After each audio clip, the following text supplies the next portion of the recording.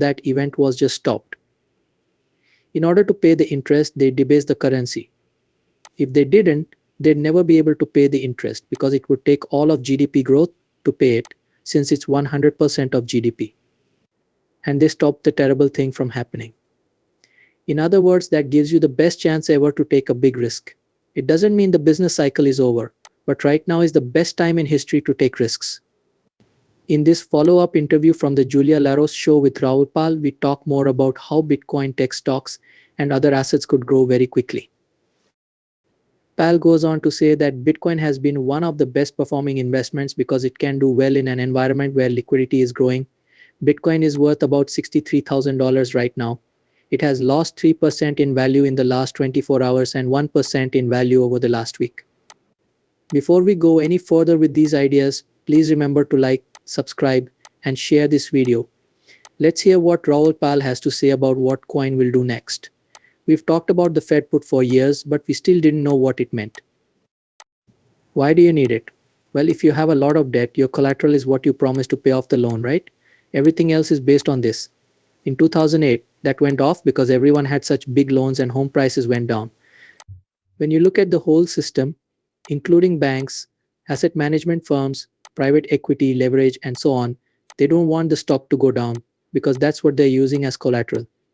They let the bond market drop because they will get their money back in the end. It's a mark-to-market loss, then that's not what you want when you have a huge retirement plan in stocks though. This Fed put is part of the code for everything. Actually, I didn't know this, but it's been going since 2010. I didn't really see it either. Now, though it's very clear that all central banks know what they're doing. They know how the whole game works. Since 2012, they've known that they need to find a way to make money off of the interest payments. It's really picked up. Also, there would not have been a decline without COVID, because they've pretty much made it impossible for it to happen. When you think about recessions, the credit cycle is what makes them happen. And there aren't recessions if you don't want the credit markets to get stressed. To sum up, I already said that crypto markets tend to go crazy.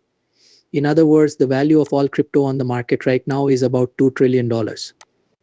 In 10 to 15 years, it will be at 10 to 15 trillion. That's the return of La La Land.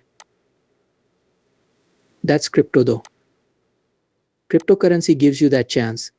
The Nasdaq has been right on top of this. That's why it keeps going.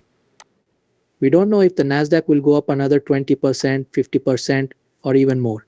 It's hard to tell, but the gains are huge. The prices of goods will also go up. Also, we'll see valuable metals have been going up. The economy and stocks will get better in every way.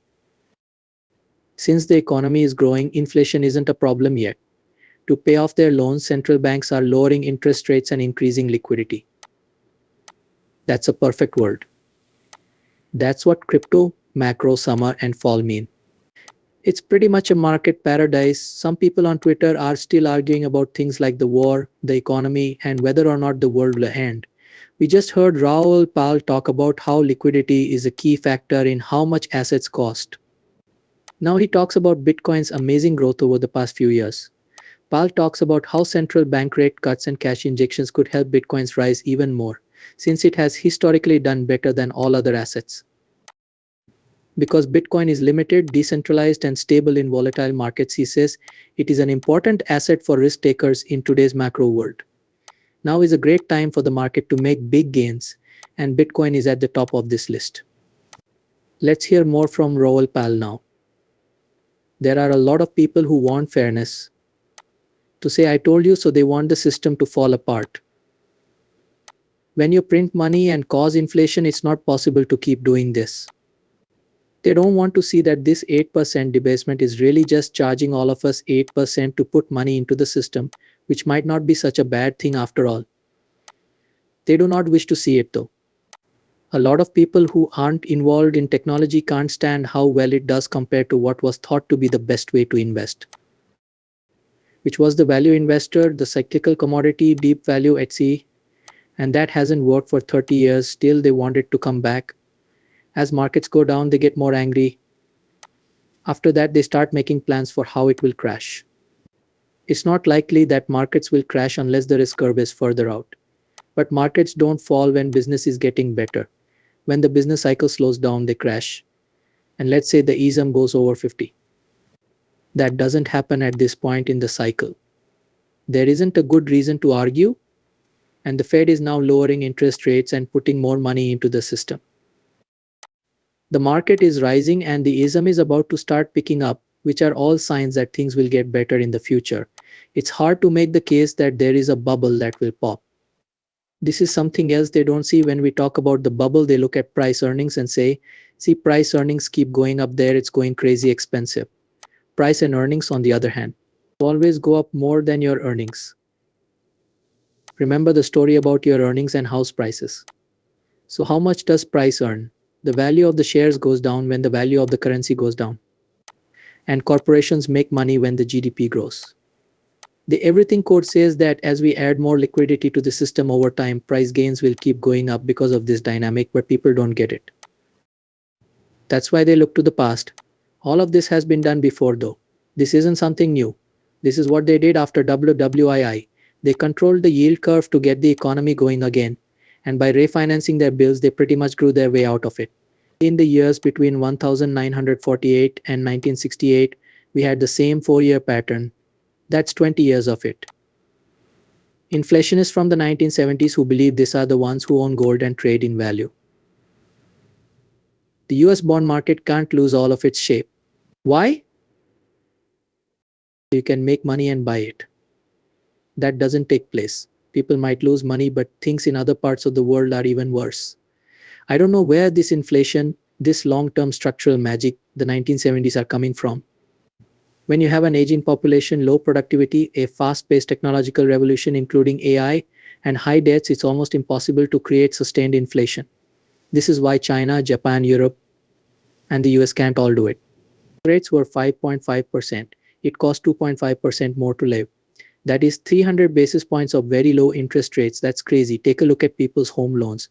Take a look at buying cars. No one was able to get credit. Take a look at credit card rates. It made things too hard for the business. Along with that, they need to lower their interest rates and roll over their bills, so they need to cut it. People thought that inflation would stay high, but they were wrong. This is because inflation can cause a change in how people think. We saw company after company just keep raising prices.